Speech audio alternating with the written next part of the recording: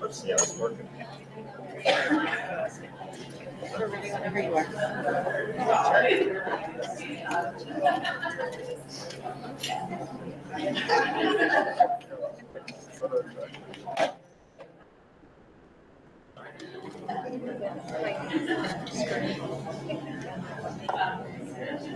I reprinted the last page for you, Matt, because I remember changing. Oh, I okay. figured you had already written, so I didn't want to reprint the whole thing. Yeah, all right. Thanks, Christine. 7-1. Yeah, just slacking. Yeah, I figured since I Thank you. sat closest to you, that's what you wanted. That was what I was after all along. Rude. So rude. What am I doing to myself? Yeah, everybody sitting on this side, close to the door. Yeah, it's not. It is. I think it is. No, To know your password. Can you? no. No, I have my password for the login, but this is not where I normally log in. Yeah, help with so we login, have to be able to get into our email. Yeah, I guess that's me. Instead of Google or whatever.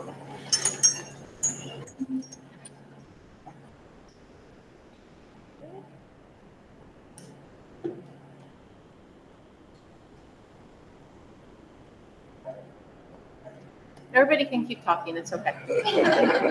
There you go. Oh, thank you. All right. 7:02. I think we'll get this meeting started another half hour, so go ahead and converse. Nope. No? Let's roll.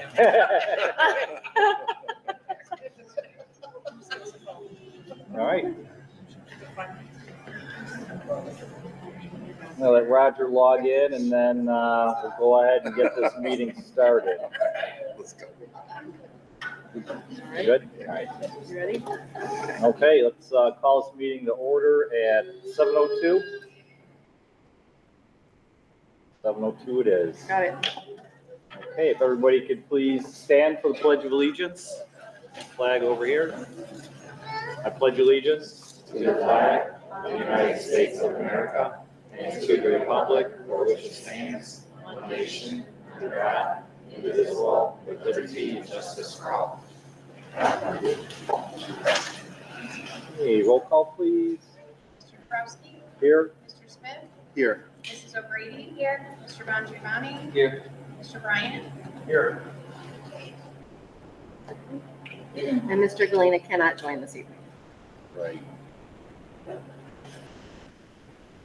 Okay, the agenda, be looking, no changes to the agenda? Nothing substantive, no. Okay, so I'll be looking for an approval of the agenda. I'll make the motion. I'll second. Got a motion by Roger, second by Jen, all in favor? Aye. Opposed? None, motion passes. Next, I'll be looking for an approval of the minutes from the October 15th, 2024 Board of Education meeting. I'll make the motion. Got a motion by Joe, Second. second by Jen. All in favor? Aye. Opposed? None, motion passes. Next, I'll be looking for an approval of the minutes from the October 15th, 2024 Board of Education closed session meeting. I'll make a motion. I'll second. Motion by Roger, second by Ken. All in favor? Aye. Opposed? None, motion passes. Whipping right through this. Look at that. Correspondence? We have two letters.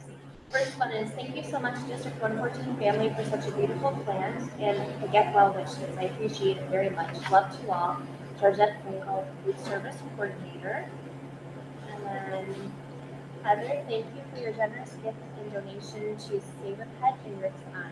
This unexpected situation put me at a loss for words, and it's wonderful and comforting to know there are kind people like you still in the world. Thank you again for your kindness. Thank you for the generous gift and the nonstop support. Stacy, Joanna, Brett, and Brittany and her professional week at Lotus. Thanks, Jen. Thank you. All right, it's go time. Student recognition is Student going to be recognition. moved to the bottom of the agenda. It is not. Okay, I got overruled. Overruled. Can't do that very often, but this time I can. Recognition is our favorite part of every single month. Mr. Peters, you want to kick us off and let us know who is coming in tonight? Tonight, we are joined by our social worker, Nicole Brinkman, and also the third grade team. We have Terry Valenciano, we have Molly Crow, and Kelly Rowland. And we're going to start off with Kelly Rowland, the first slide up on our screen. So, welcome, third grade team. Hello,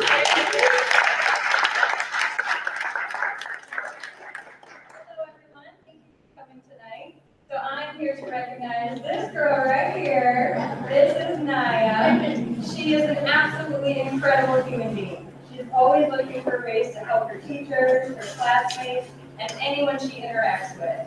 She takes initiative, she advocates for herself, and she also encourages all of us to be brave and take risks with our learning every day. She has a strong work ethic, and she works hard.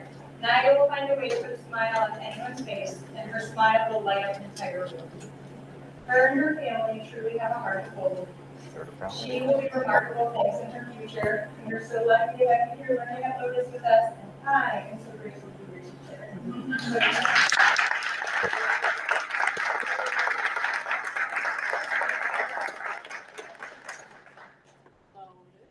Oops, don't let her go away yet. Hang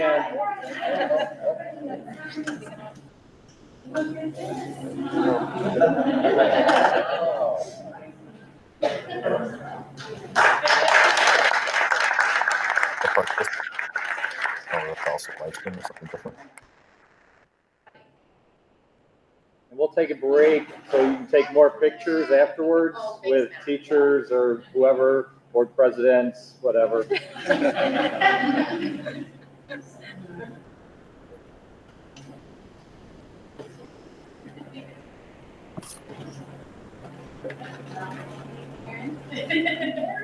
There he is. And his first name is Aaron, but we're going to be reading his recognition in Spanish and in English. Me gustaría reconocer a Aaron de la Esperanza como estudiante del mes por sus maravillosas cualidades. Aaron es un sólido modelo a seguir. Otros estudiantes lo admiran. Hace preguntas reflexivas y siempre pide ayuda cuando la necesita. No tiene miedo de cometer errores y está dispuesto a corregir los errores en su trabajo. Es un buen amigo de sus compañeros de clase y le encanta ayudar a los demás. Es respetuoso con sus compañeros y los adultos. Fuera del aula, Aaron es un jugador de fútbol muy entusiasmado. Sabe mucho del fútbol, solo pregúntale sobre Messi.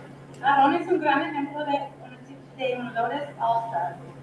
Sigue siendo el modelo maravilloso a seguir que eres Aaron.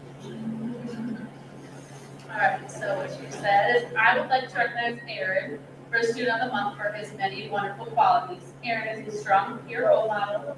Other students look up to Aaron. He has thoughtful questions and always asks for help when needed. He isn't afraid to make mistakes and is willing to correct his work. He is a good friend to his classmates and loves helping others. He is respectful to his peers and adults. Outside the classroom, Aaron is an enthusiastic soccer player. He knows many things about soccer, just ask him about Messi. Aaron is a great example of a Lotus All-Star. Keep being the wonderful role model that you are.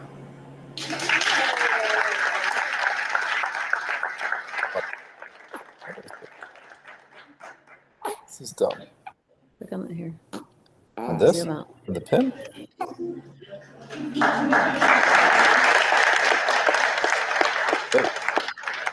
While we're waiting to pull up the next slide, I didn't introduce our amazing translator tonight, Abby Cadero, bilingual teacher. So thank you, Abby.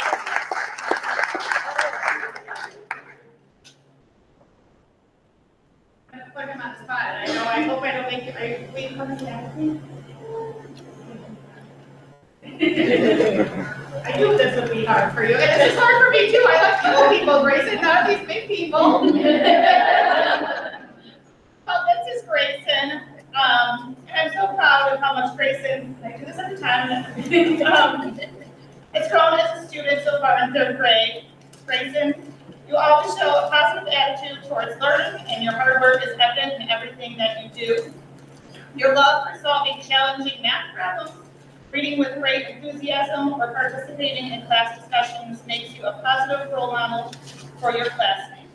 Your kindness and willingness to help others make you a wonderful classmate and friend.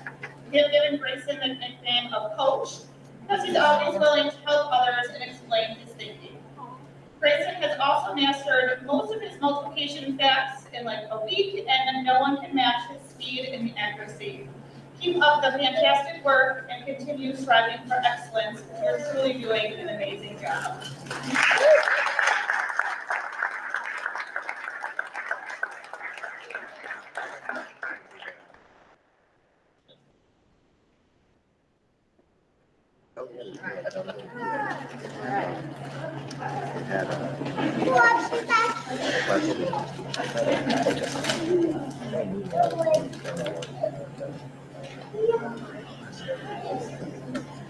So it is a great pleasure that I get to recognize Freya Schmitz.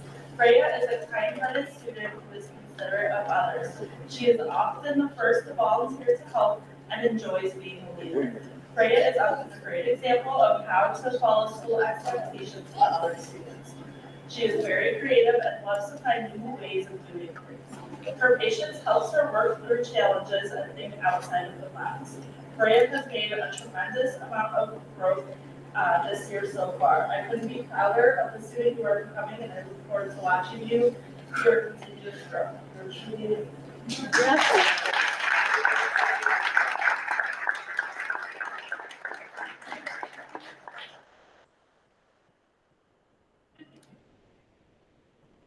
Right, Mr. Peters, does that take care of Lotus for this evening? Here, Lotus tonight. All right, Mrs. Peters, will it be you or Mr. Sepsic chatting? Yeah, it'll be me. It gives me great pleasure to introduce Mr. Shannon, who is our 8th grade ELA teacher and cross-country coach. And we have 2 of our 6th grade teachers here, Mrs. Johnny and Mrs. Wierzejewski.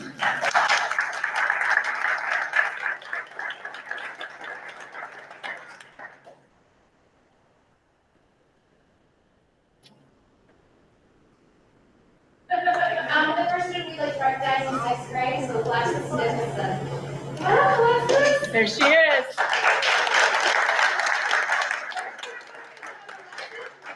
Smiles is infectious. She's a hard worker. She's motivated to do well. She's super respectful, and I am so proud of the progress Alexis has made this year. Congratulations. Yes.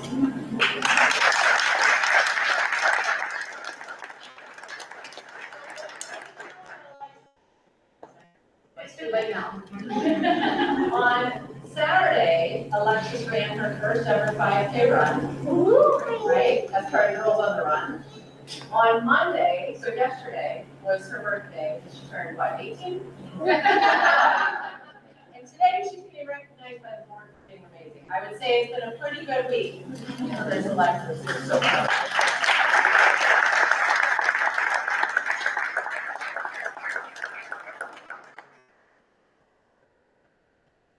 And invite Ms. Madeline B up here, please.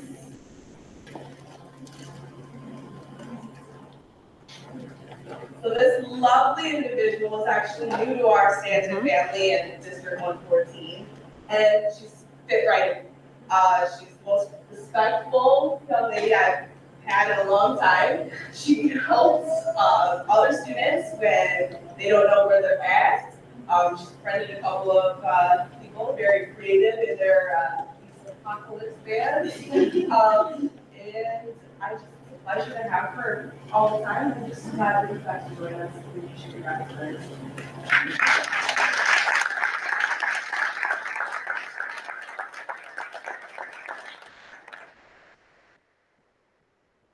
Next is Gracie, who we'd like to recognize.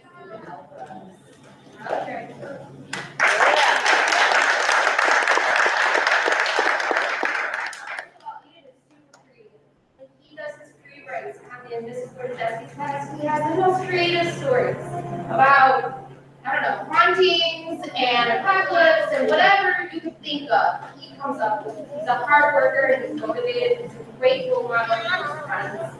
He's always advocating for himself when he needs help, and he's just all around a Stanton All-Star.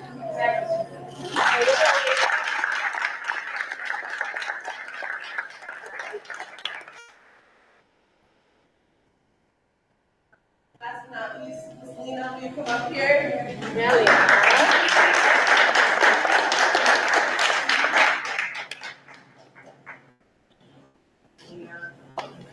So, Lena right here, kind of cover at the end of my day, and it's such a joy, because sometimes my days are hard. And she never fails to leave a note in my mailbox or an art like that she's made, put on my wall. She helps with other students. She's always prepared, she's responsible, she'll ask questions. If she's gonna be absent, she's like, I need to know what I need to do. So it's just a pleasure to have you in class, and I want to recognize you for all your hard work.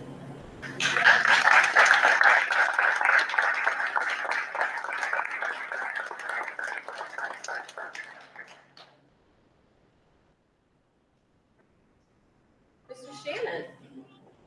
All right, good evening, everyone. I'd like to recognize Miss Elijah Poirier. Come on up. Woo!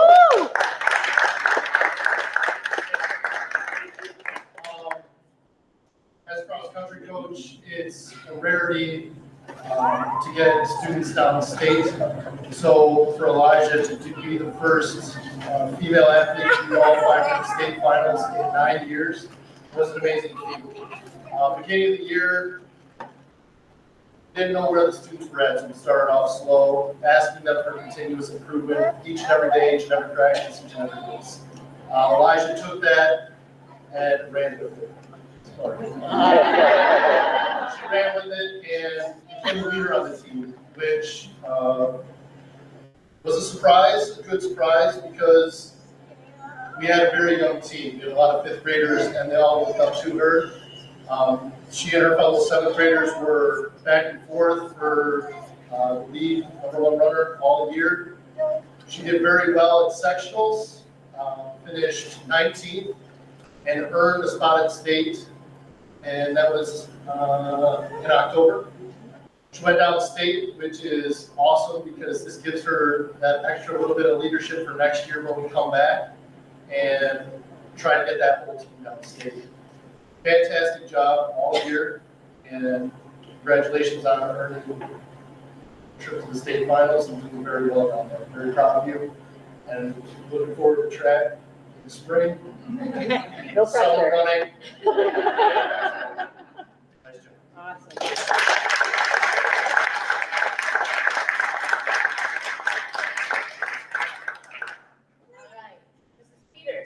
Care of our stamp recognition. Yes, it does. All right. Before we turn the party over, we have one more group to recognize this evening. And I don't know if you know this, but this week is board recognition time. In fact, it was last Friday, so we held off knowing that we were going to get together today to talk about our board for a second. So with that said, what I don't know if you know is that these amazing folks give their time, service, dedication to our district for no pay, with lots of heart and soul to make sure that we take care of our most important people, who are the kids that come to learn with us every single day. I couldn't do my job without them. You really are an amazing, incredible group, and I think we can all say thank you for the time, talent, and service that you give to our whole community. So every year we try to think of a fun way to do it.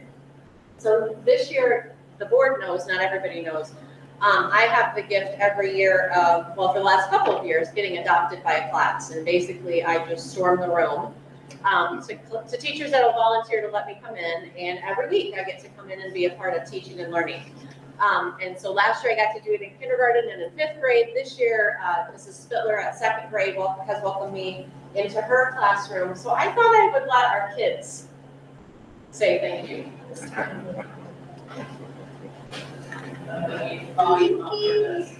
Massive cuteness.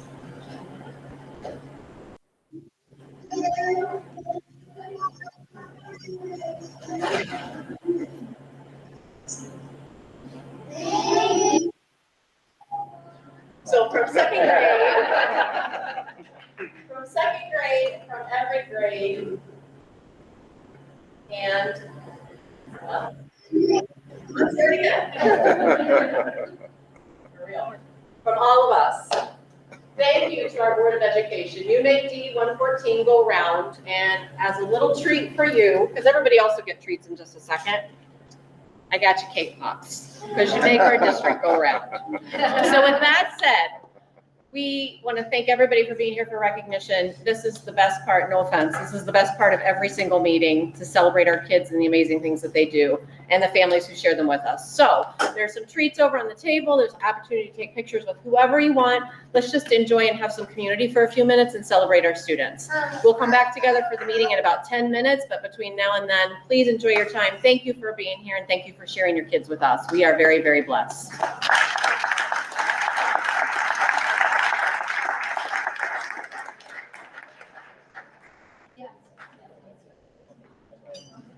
Line for pictures with me starts over here.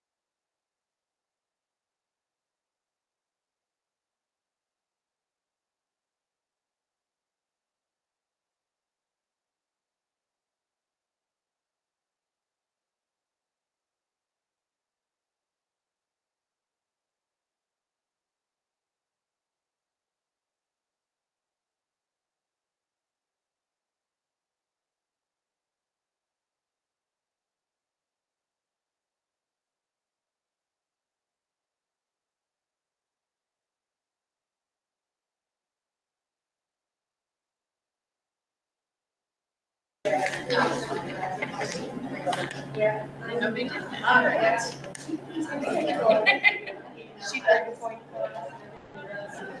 when you are. Matt's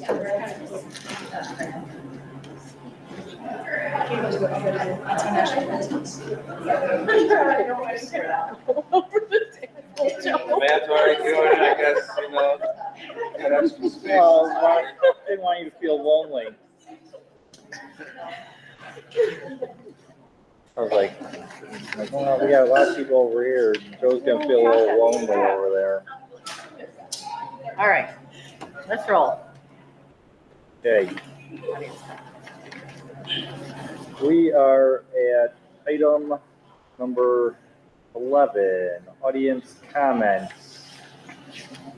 So everybody earlier was sitting on this side of the room. Now we got everybody sitting there close to the TV.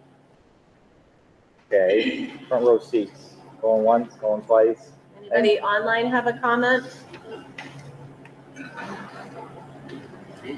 Any further appreciation for the Board of Education? Nope. That's it. From the union?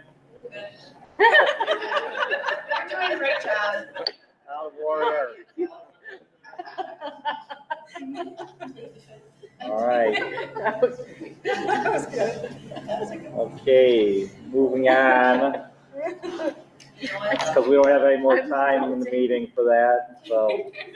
The consent agenda representing the accounts payable and treasurer's report, accounts payable in the amount of $865,466.84. Anybody have any questions on the consent agenda? If not, I'd be looking for a motion for the approval.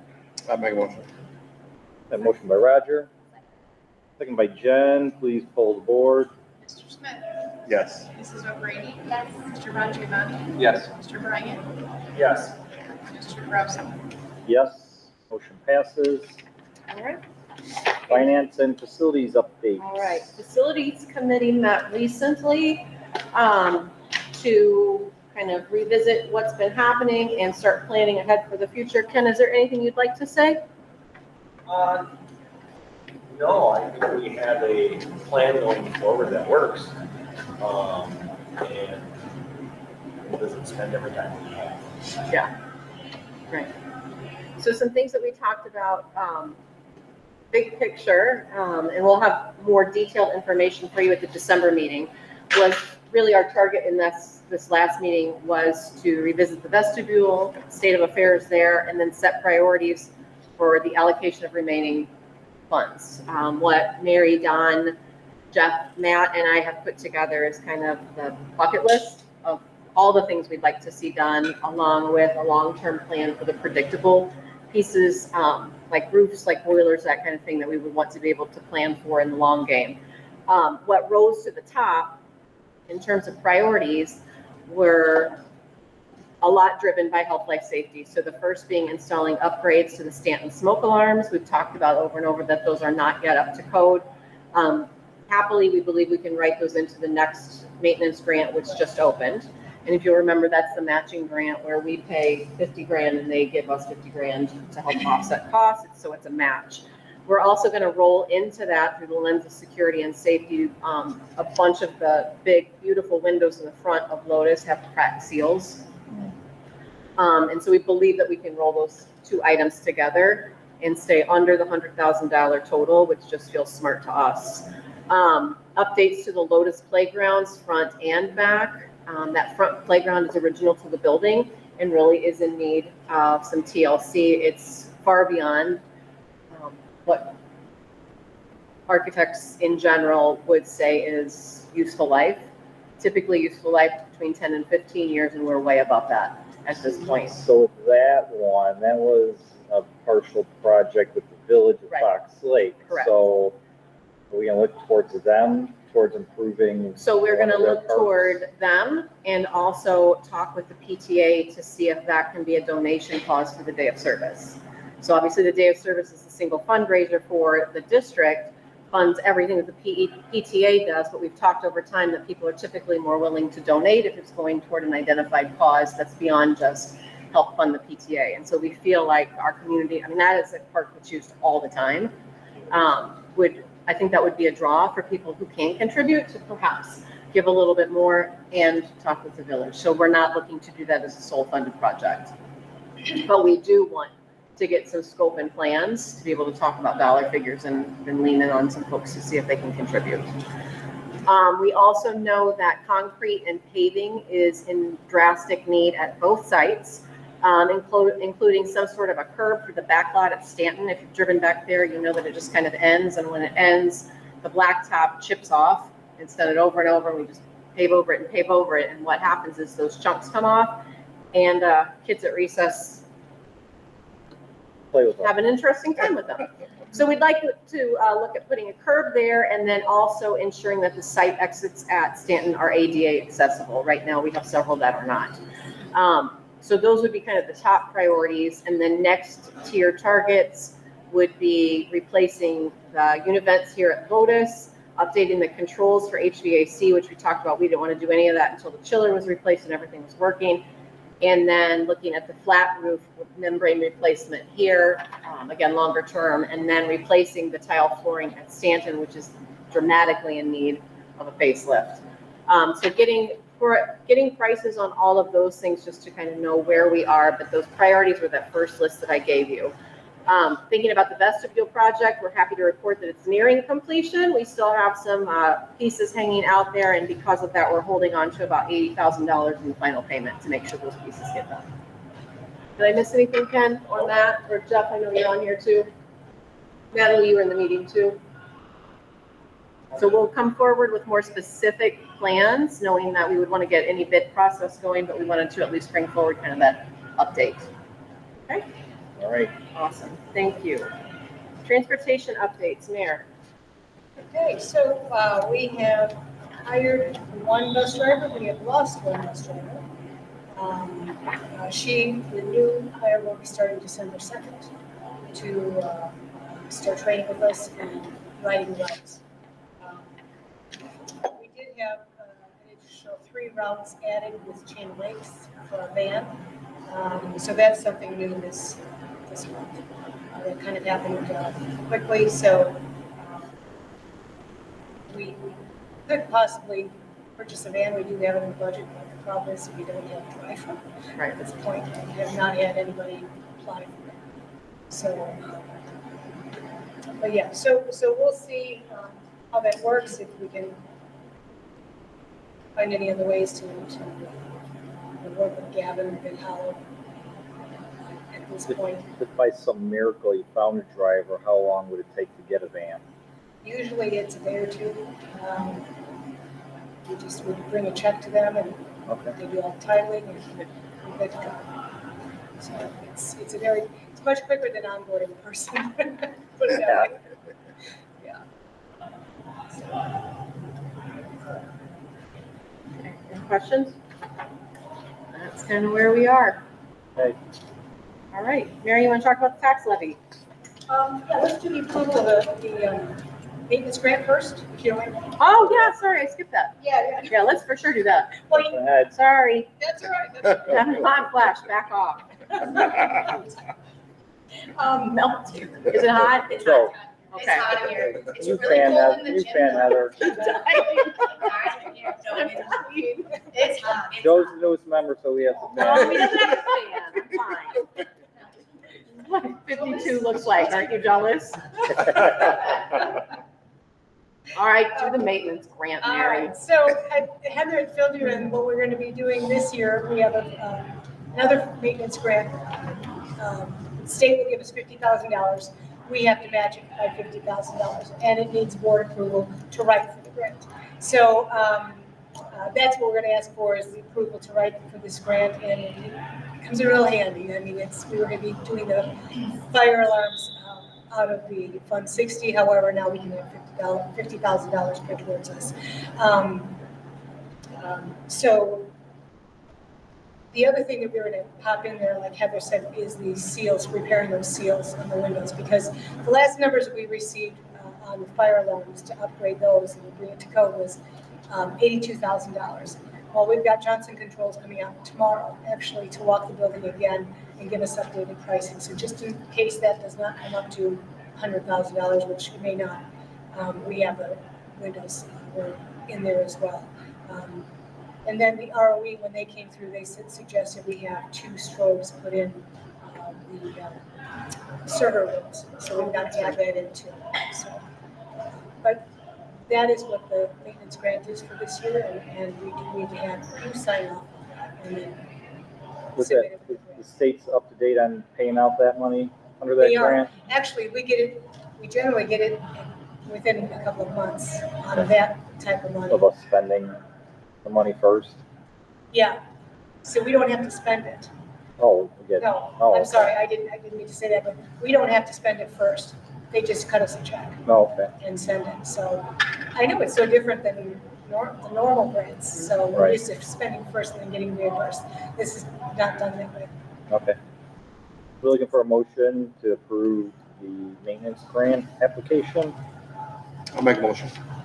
Second. Motion by Roger, second by Ken. Please pull the board. Mr. Smith? Yes. Mr. Bryant? Yes. Mr. Dabrowski? Yes. Mrs. O'Brady? Yes. Mr. Nanjiani? Yes. Okay, motion passes. Thank you. Now the tax levy presentation. All right, now we got it.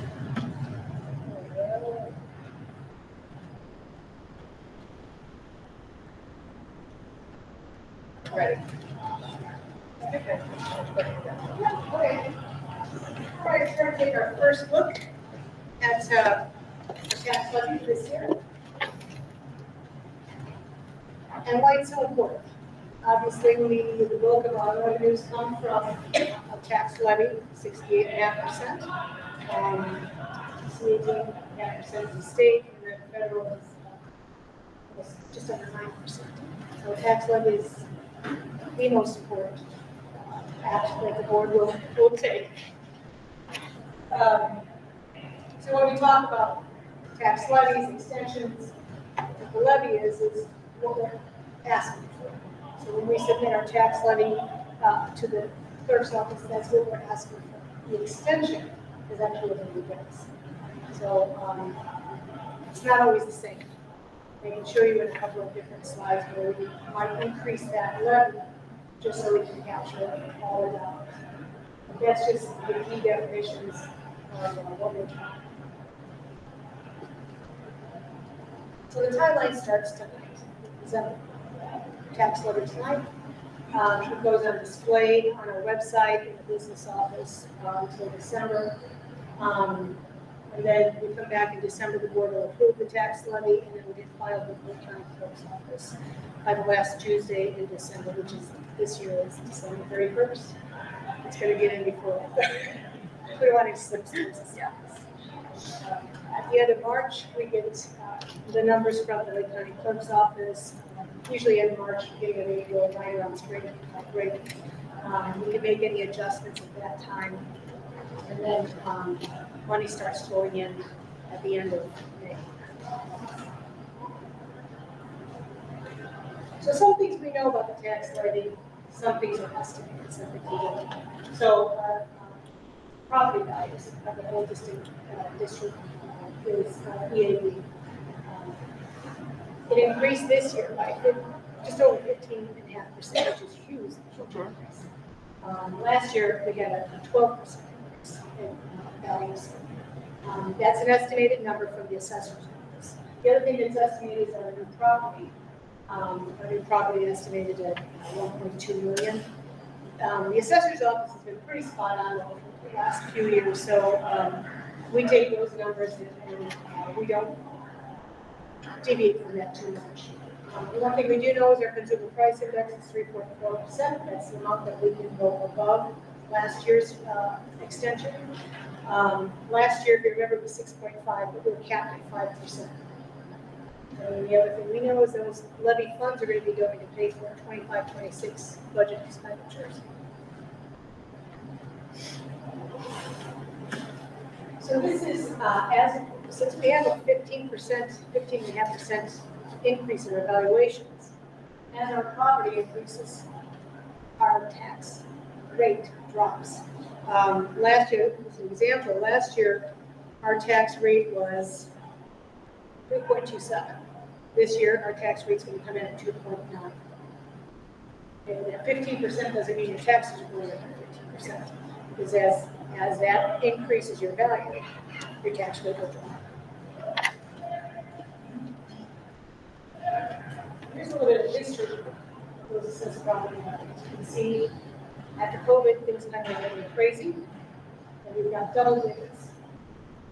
Previous to that, it's been pretty steady with 3/4 up to 7% increases. I'm thinking that maybe within the next year or two, it's going to start leveling off, and we can see a little bit of a decrease. You see our tax rate falling. So these are actual fund balances. We did get our audit. There is a copy for everybody. You'll see from last year to this year, we have about $800,000 increase in our fund balances, which is great. But I do want to remind everybody that we did have a lot of extra revenue come in at the very last minute in June because the state caught up with the categorical payments of transportation and private facilities. So that may change a little bit next year. But that was one of the goals of the district, to build this fund balances. But when we look at our fund balances, we can take a look and see if we have to adjust our tax levy based on our fund balances. Social Security is negative, so we're going to bump that up a little bit, and then there's some there's really no funds that are overly high. However, but we can do that. We take a look at this fund balances, so that's important when we're looking at and see where we're at the end of the year. You'll see we're spending down on capital projects. Next June will probably be just a couple $100,000 by the time we close our year. So this is how we dealt with tax. If you what we received last year, the $9,841,000, multiply that by 3.4%, and that is the amount that we can go up to. However, we have new construction, $1.2 million in new construction. For the first year that it rolls onto our tax books, it is not capped. So we'll see an additional $35,000 from that new construction. So when you add it together, the amount that we expect to get is the $10,211,222. Does that make sense? This is the tax levy, and I put it here with the balloon amount. So, like I said, your levy doesn't have to equal your extension. So what you have is, on your prior year extension, that's what we received last year. The extension amount is the 3.4% extended. And this levy adjustment, we can ask for more, because remember those two items, the EAB and the new construction, are estimated. So we want to make sure that we capture all those dollars by asking for a little bit more. We know we're going to be getting this $10,211,000, but we can ask for $10,342,000. That's what's called a lead. Any questions on that?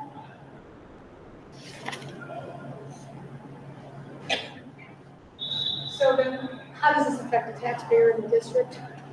Last year, I took a home valued at $300,000, applied the tax rate 3.27, and the taxes they paid last year estimated $3,273. You add that 15.5% increase to the valuation, you multiply that by your 3.4 CPI, and you're going to get this $3,384. So the difference is about $111, or $9.35 per month. So that's how to calculate the difference between last year and this year. What we're estimating. I did the same thing with the home value of $200,000 and another home value change in that.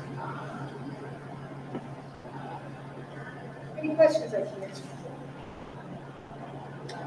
If you do, please reach out to me. Email me, call me, come in and sit down and go over anything if you have any questions.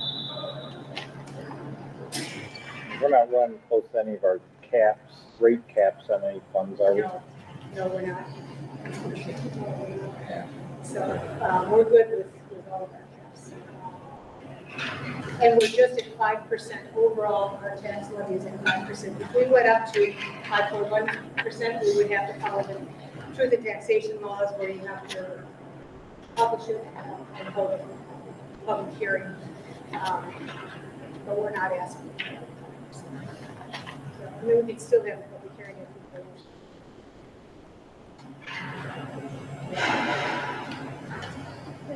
All right, thank you. Questions? So what are the next steps, Mayor? Next steps is we will get this posted, and then we'll come back in December at the board meeting and then approve the board, or approve the tax levy. But in the meantime, like I said, if there's any questions, please think, or if there's any changes that you would like to see, or just let me know. Okay. Thank you. All right. I think I'm next. Administrative reports. Okay, so we have our next set of academic data to look at, so let me, the top tab, have access to the slides.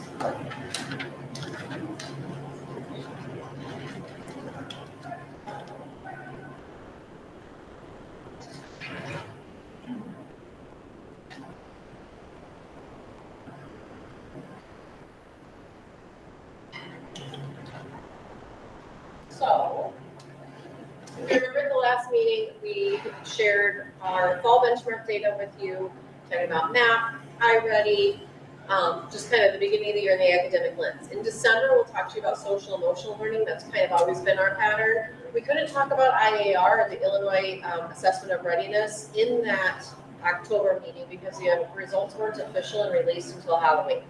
So that's why we kind of put a pin in that and bring it forward. Plus, it's just a lot to look at in one sitting. So everything we're going to look at tonight is through the lens of last year's IAR and how we're planning forward from it, okay?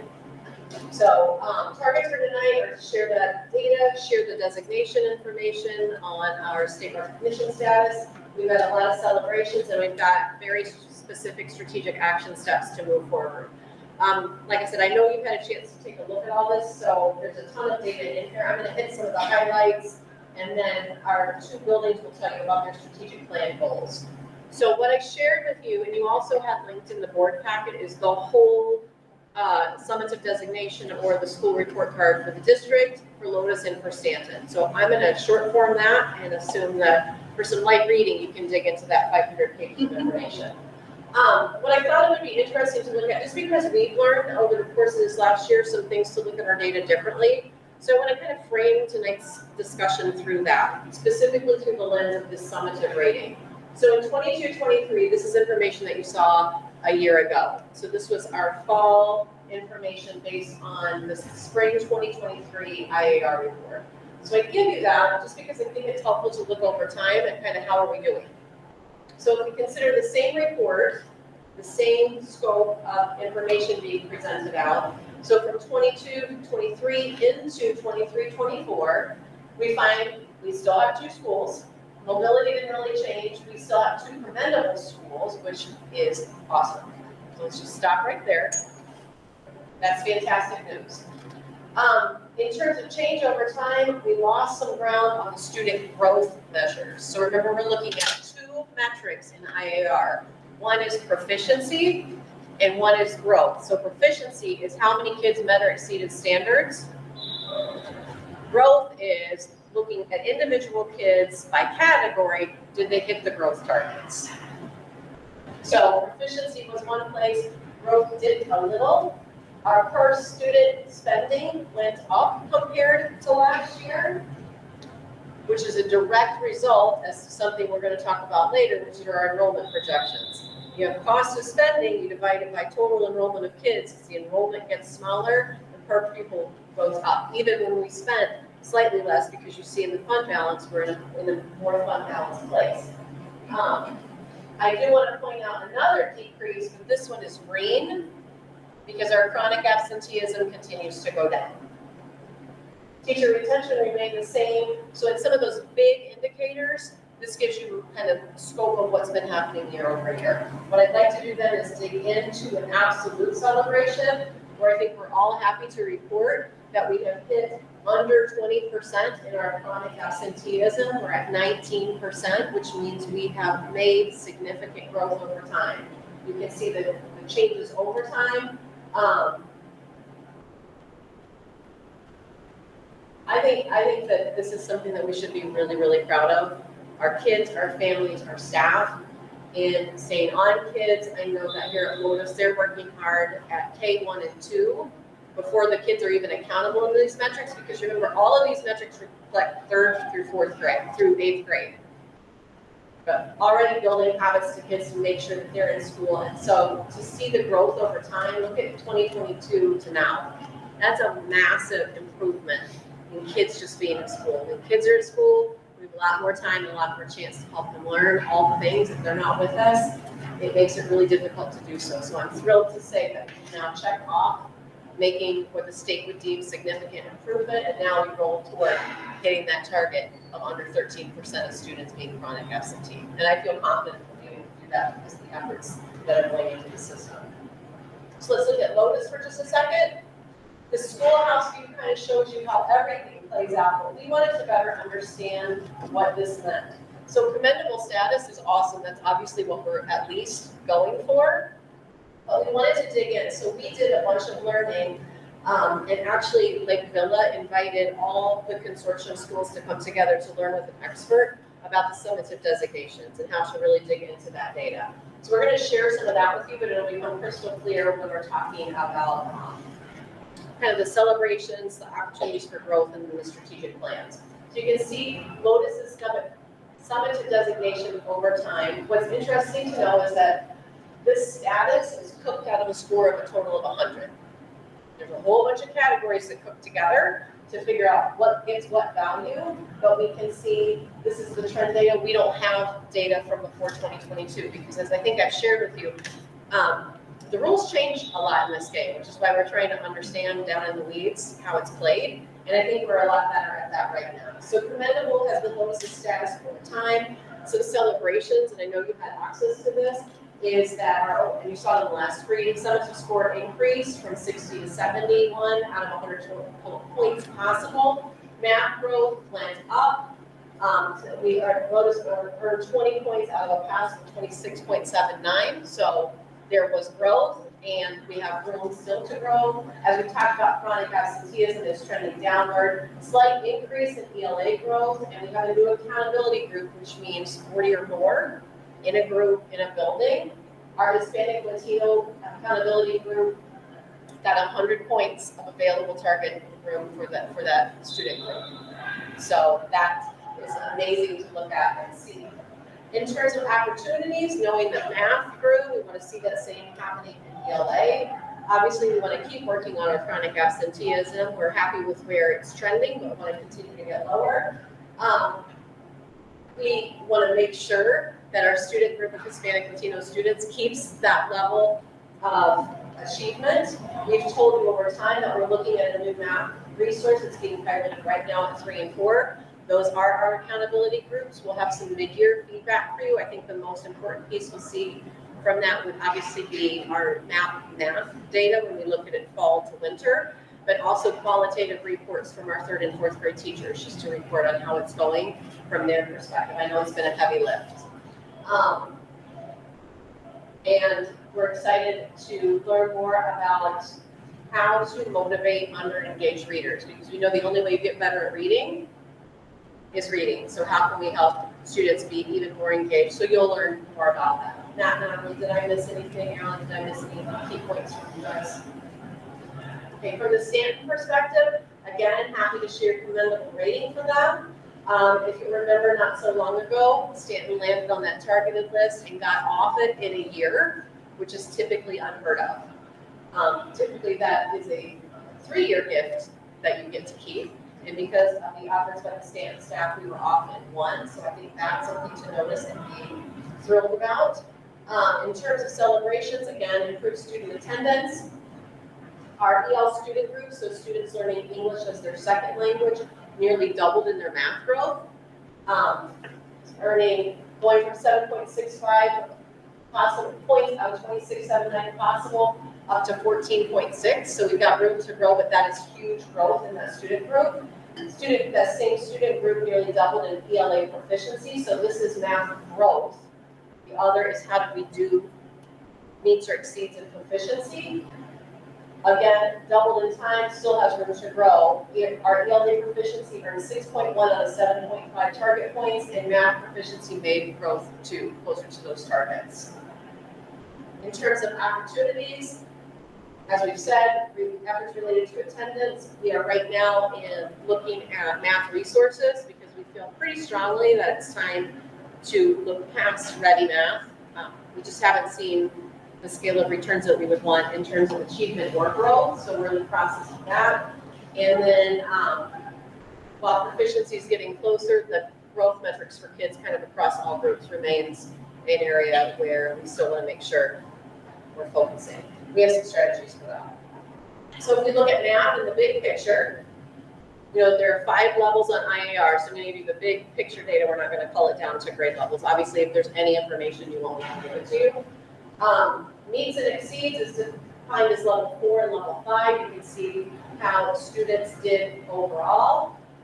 Looking longitudinally then at progress in meets or exceeds, you can see that we're making growth in the domain of math. It's not necessarily the rate we would want, but we're certainly plugging along. When you look at it broken out compared to the state over time, you'll see that we do have room to grow there.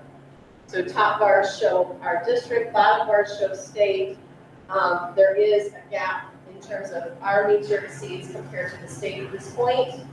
When we look locally, and I know you've had a chance to dig into this chart, I can't take credit for this one. Scott Schwartz over in Gavin puts this one together for us annually, so we have longitudinal data across the elementary schools to show how we're doing. You'll see notices right here. And here are our middle schools. You'll see these right here. So some above, some below, telling us we're right in the middle of the pack and room to grow. We think about student groups. We've got the demographic groups to split out all students. Hispanic students are EL learners, kids with IEPs, and students who come from low-income houses. You can see again, any of the green coding shows students who met or exceeded expectations. You can see patterns of strength and obviously some patterns that we can continue to grow.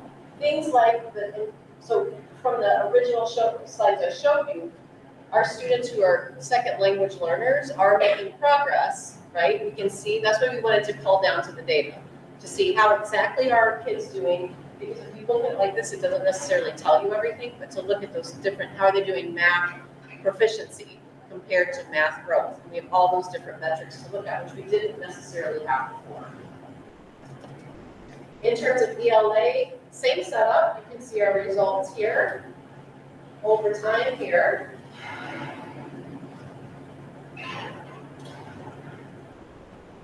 The same setup comparing us to the state depicted here. And that local data comparing the elementary schools with Lewis coming out right here. And some above, some below, Stanton coming in 28. Our student groups appear to be the same. We still have, when we pull it down, especially looking at our kids with IEPs, we have some room to grow there comparatively, but you'll also flash back and remember what we've talked about over the course of the year. We had 90 students move in, brand new to us, 25 of those kids had IEPs. So as our number of students entitled with IEPs goes up, our total enrollment's going down. So that metric is going to become even more and more important to us over time in terms of data, but also because that's just what we do. We want all kids to learn at high levels.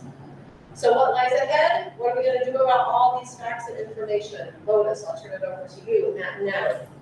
So our leadership team got together and we created our strategic goals for the year. The first one, our academic goal, is in math. So by the end of this school year, we'll increase the percentage of our first through fourth grade students at or above grade level on the NWDA math assessment to 52%. This is coming off starting point of where we finished last year at 47% on the iReady diagnostic. Remember, this is the first year we're doing the math assessment. And so we're gonna achieve this through the implementation of the Bridges pilot that third and fourth grade is implementing this year, along with targeted support and interventions in all grade levels as needed. For our second SMART goal, by the end of the school year, 65% of our students will score at or above grade level in ELA on the MAP assessment through the implementation of effective teaching strategies and targeted interventions and support where necessary based on last year's percentage of 61%. And then as we take number 3. And then we talked a lot about how kids can't learn if they're not in school, so attendance strategic goals are very important. We only account for third and fourth grade on our school report card. So what we do is we total our amount of third and fourth graders, we divide that to make sure that we get that 5%. And so that would be 6 or fewer students that would be able to be referred to truancy. However, that does not include our excused student absences, which is chronic absenteeism. Right now, we're really targeting truancy because we do want to work with the families for the absentee. So that could be medical reasons that kids are out. We know that we have a high percentage of students that do take vacations, long vacations to see their family in places like Mexico. And so we do account for that. So that's why Lotus specifically is targeting truancy. And we have referred 1 student in 3rd grade so far. Questions on this Lotus strategic targets? Michelle, how about Stanley? So as the leadership team up on top, as you know, we went through a lot with trauma-informed and resilience training. So create an environment where all students and all staff and students feel that they belong, can demonstrate mastery while showing independence and generosity as that circle of courage that we learned about this summer. Continue to grow our ability as a guiding coalition to lead change. Identify and examine all past, current, and future processes and their alignment with being trauma-informed in a resilient school. And then specifically academic goals and ELA, a 5 to 10% increase in student proficiency from fall to winter, according to NWEA MAP testing. Currently, fall data shows that 72% of students are proficient. Our goal is at least 77%, which would be a 5% increase in the winter, and then at least 82% in the spring, which would be a 10% increase. And then as far as math, 45 to 55% of students will score their projected growth target using iReady benchmarking. Projected growth target is determined by the student's fall diagnostic score, so every student is given a growth target. 23 to 24 data indicates 52% met this target for 5th through 7th graders. Our 8th graders are now in high school. And then as an SEL goal, at least 55% or more of the students are on track using Panorama SEL winter data. So in 23-24, our on-track data is listed there. 65% was our fall data. Then we had a drop to 46, and then in the spring 52. We are currently at 58% in the fall, which is a huge success so far for fall benchmarking for SEL data. So then why is the goal 55? It was 55 before we even took the benchmarking assessment. So now we can look at it as a team again and increase that benchmark for the winter. Exactly. Questions on the standard targets? With that, we welcome any questions in general about the data that, I know you've had a chance to look at it, but. No questions? Okay.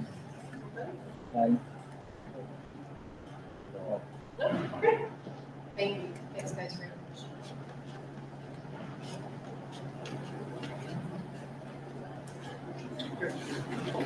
I think the next thing on the agenda is the personnel report.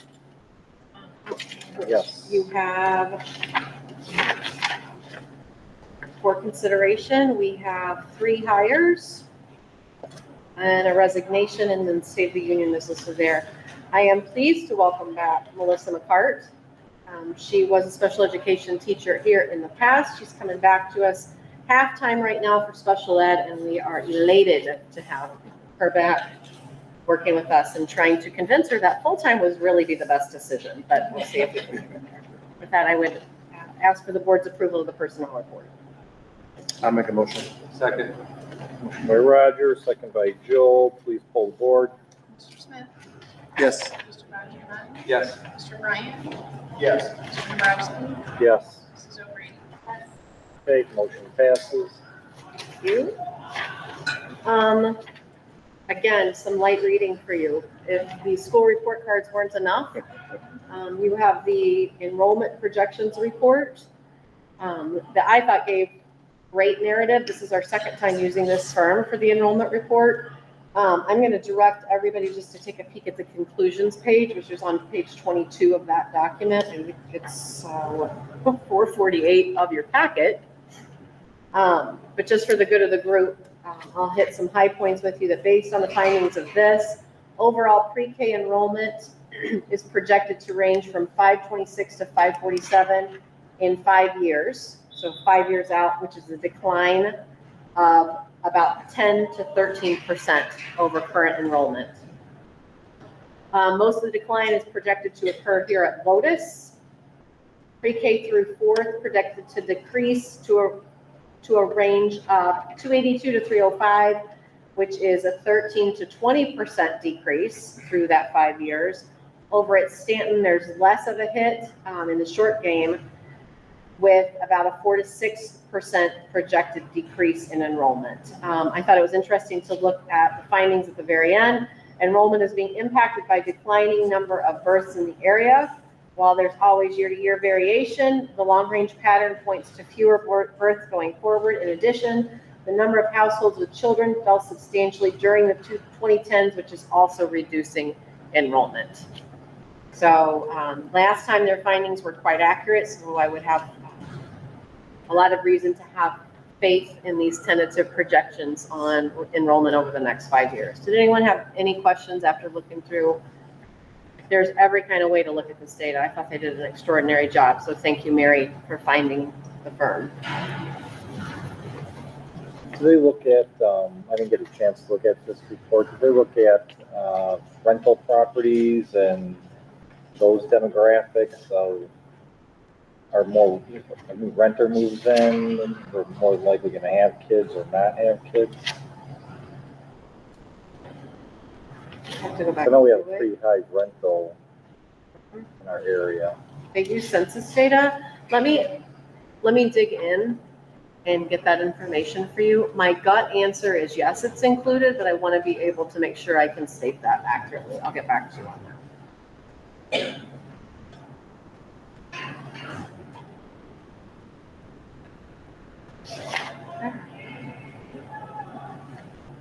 Any other questions I can bring back answers to on the enrollment report? All right. After that is I need to ask for a favor. There was a walk-in at your tables for the calendar of board meetings. I need to ask for a change in the June meeting to June 10th, if at all possible. If it can't happen, Mary's running the meeting. So moving it up a week? Yep. Sure. It would be your last one. Are you sure? Maybe you should do it anyway. Yeah. 10th works for me. Okay, thank you. So we'll get that all updated on the website. Thank you very much. Financials and everything will be ready by then? We'll get them ready. That was my question. All right, we have some new policies, friends, because I know that you were missing out on policy review. There's a whole bunch of them in the October press report. Let's just take a look at a few tonight. Section 2-105 is about the school. There's a lot about you guys in this one. Did you notice that? Well, it's Board Appreciation Week. Yeah. So this is school board, the ethics and gift ban. I'm happy to report that a cake pop is under the gifts ban cap, so we're okay. This is basically just updated for continuous improvement. I did highlight a footnote where we have some discretionary use of language. So it refers to, if you're looking at the policy, page 1 of policy 2-105. specifically item 2 on that page. We have a choice in language that we can keep it as no board member or employee shall intentionally use. Use is the word that is up for debate, I guess. No board member or employee shall intentionally use any district property or resources in connection with any political activity. Alternate language the board could consider is the word misappropriate. So it could read, no board member or employee shall intentionally misappropriate any district property or resources in connection with political activity. Any strong feelings? Misappropriate. Just because it's bigger? Makes more sense to me. All right. And we will put the word misappropriate. Anybody else? Anybody else? Ken, any opinion? Okay. And it Jen will be, likes it too. it will be changed to misappropriate when Joe, you see you're it outvoted. next. I think you like it too. Oh, okay. Oh, good, you're on the right side then. All right. Book, chapter 2, section 110 is about qualifications, term, and duties of board of officers. This was just cleaned up for style, so there's nothing substantive changed in here, but you know we like to keep everything in the most current version. 2-120 talks about adding training related to student outcomes. And I did check in on this one. Training doesn't have to be outside, so anytime we are looking at student outcome data together is your training, and it's the most specific you can get because it's our kids, our system. So we meet that requirement just because of the way that we've always done business and making sure that we're looking at student data. It makes sure that we are looking through the lens of improvement, which you saw. We have systems for that. Both of our principals talked about the engagement of the guiding coalition, our leadership team, in creating those strategic goals. And all that information in the slides was also shared with the staff in advance, even of the board meeting, so we're all looped in on that. So we're in full compliance with that, but the policies changed to reflect the importance of that. All right, you're off the hook. Now we're at section 4, operational services. So this is us. Mary, you got to get your act together. Facility management and buildings programs. This one allows for, remember how we increased the bid threshold? It captures that 35,000 bid threshold and then also allows for board approval of renovations or permanent alterations to buildings or grounds to $172,500. So it just adjusts both of those numbers. And then 430 is revenue and investments. All I can say in that one is it just speaks to making sure that you're looking at your investments. PMA does a great job of that for us, keeping track of being responsible with your funds, being responsible with your money.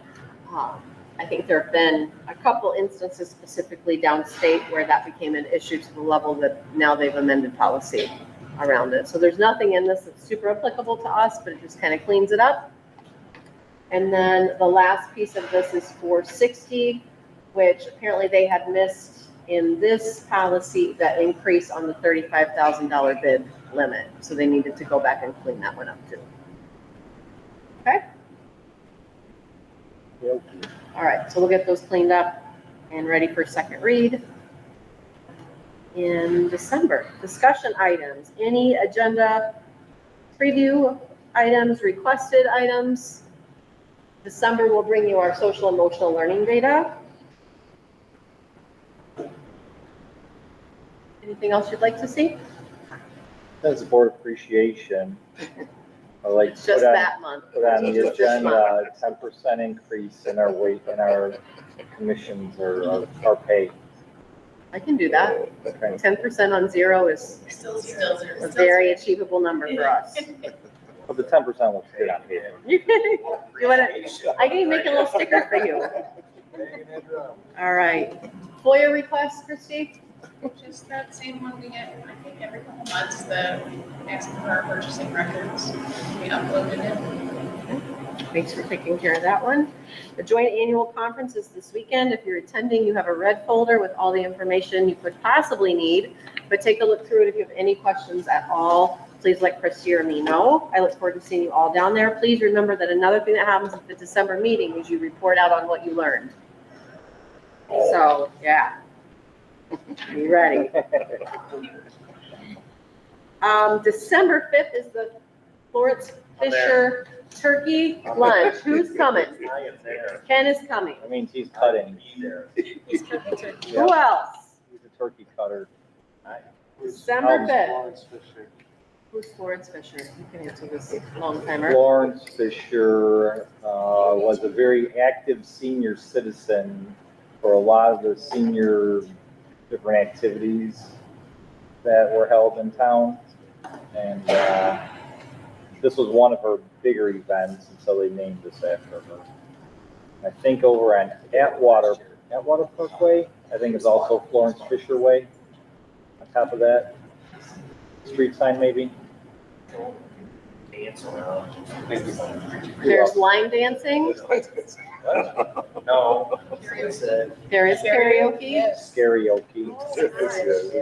I'm just telling you, our table is not yet full. We are not yet full. So just let me know. Race though, race. All right, and then we have the December board meeting on the 17th. Any questions, any information you need related to anything this evening? I would ask that we go into closed session.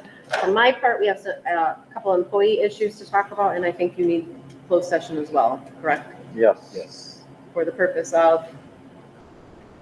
Trying to fill the open school board seat. Okay. All right, so I'll be looking for a motion to go into closed session to discuss confidential student matters and confidential staff matters and selection to fill a public office. I big motion. I'll second. Motion by Roger, second by Ken at 8:29. All in favor? Aye. Opposed, none, motion passes. All right, thanks, everybody. Hey, thank you. Wait, let me get the recording going. I want to get the tape recorder going. Get that. Well, because I want to cherish it. Thank you. He does this every year, doesn't he?